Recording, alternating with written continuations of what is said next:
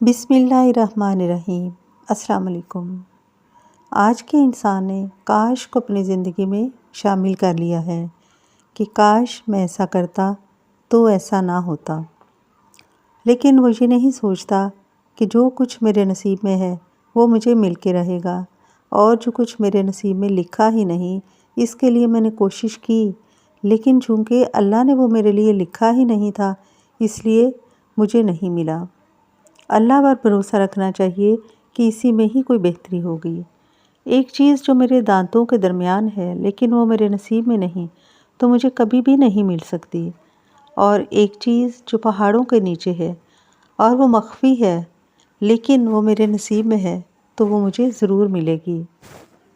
کچھ لوگ ایسے بھی ہیں جو بڑے بڑے حادثات ہو جانے کے باوجود اللہ سے گلہ نہیں کرتے، کیونکہ وہ جان چکے ہیں کہ اس میں کوئی مصلحت ہوگی، اور ان کا یقین پختہ ہے کہ لوح محفوظ پر جو لکھا جا چکا ہے وہ مل کے رہے گا، اور جو اللہ نے لکھا ہی نہیں اس کے لیے جتنی بھی تگ و دو کریں وہ نہیں ملے گا۔ اکثر لوگ کسی چیز کے نہ ملنے سے ڈپریشن میں چلے جاتے ہیں، پریشان رہتے ہیں، اور کچھ تو خودکشی بھی کر لیتے ہیں، لیکن ایک سچا مسلمان اللہ کی رضا میں راضی رہتا ہے اور صبر کا دامن پکڑ لیتا ہے۔ ہم لوگ اپنے طریقے سے اپنا نظام زندگی چلانا چاہتے ہیں، لیکن اللہ اپنے طریقے سے چلا رہا ہے، اور اللہ کا طریقہ اور تدبیر سب سے بہتر ہے۔ پریشانیوں اور آزمائشوں میں انسان کا عقیدہ اکثر کمزور ہو جاتا ہے۔ اس کا یہ مطلب نہیں کہ وہ مسلمان نہیں، وہ مسلمان ضرور ہوتا ہے لیکن اس کا عقیدہ کمزور ہو چکا ہوتا ہے۔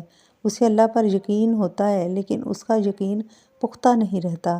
اس لیے اگر اس شخص کے ساتھ کوئی کونسلنگ کرے تو اسے چاہیے کہ اس کو تقدیر کے بارے میں بتائے اور اس کا عقیدہ مضبوط کرے کہ جو کچھ تقدیر میں لکھا ہوا ہے وہ کوئی بھی بدل نہیں سکتا، اور اللہ نے جو کچھ لوح محفوظ پر لکھ دیا ہے اور اسے مٹا نہیں سکتا۔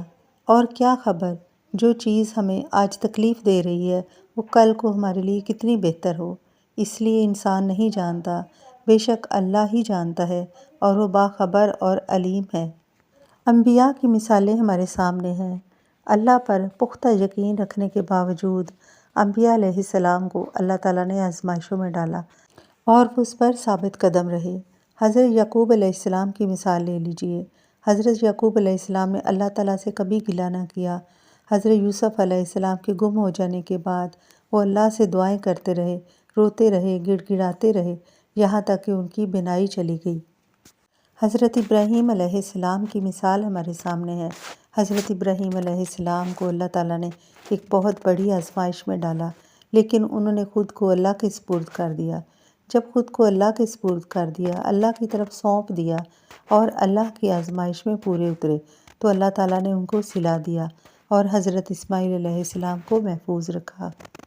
حضرت موسیٰ علیہ السلام اللہ سبحانہ تعالیٰ کے ایک اشارے پر پانی میں آ گئے اپنے سارے لشکر سمیت، اور اللہ تعالیٰ نے ان کے اس یقین اور توکل کی وجہ سے پانی میں راستہ پیدا کر دیا، اور فرعون کا توکل چونکہ مضبوط نہیں تھا اس لیے وہ پانی میں ڈوب گیا۔ آج کا انسان سب کچھ خود کرنا چاہتا ہے، جبکہ ہمارا خالق و مالک تو کوئی اور ہے۔ ہم اس کے آگے کچھ بھی نہیں، ہم بے بس ہیں، بے اختیار ہیں۔ اس لیے وہی سخیوں کا سخی، بادشاہوں کا بادشاہ، سب سے بڑا کاتب تقدیر، سب کچھ اس کے حوالے ہے، اور ہمیں خود کو اسی کو سونپ دینا چاہیے کہ وہ ہمارے لیے جو کرے گا بہتر ہی کرے گا۔ اور پھر جب اللہ سبحانہ تعالیٰ دیکھتا ہے کہ یہ میرا بندہ میرے بھروسے پر بیٹھا ہوا ہے، میرے سامنے گڑ گڑا رہا ہے، دعائیں مانگ رہا ہے، تو اللہ سبحانہ تعالیٰ بہترین سے بہترین عطا کرتے ہیں۔ بس ضرورت اس بات کی ہے کہ ایک اللہ پر یقین رکھے، توحید پر یقین رکھے کہ بس اللہ ہی ہے جو سارا کچھ کر سکتا ہے، اور ہم اللہ ہی کی طرف جانے والے ہیں۔